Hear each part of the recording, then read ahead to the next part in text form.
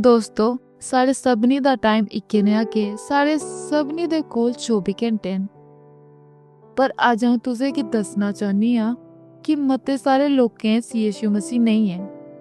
कई लोग इस दुनिया दी चीज़ें उपर, ना इस दुनिया दे पैसे उपर, ना इस दुनिया दी बड़ी बड़ी चीज़ें उपर भरोसा करदे, पर उनका भरोसा यीशु मसीह उपर है।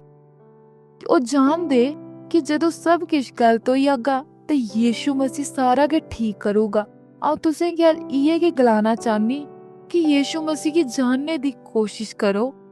ਉਹ ਤੁਹਾਡੇ ਵਾਸਤੇ ਸਭ ਕੁਝ ਕਰ ਸਕਦਾ।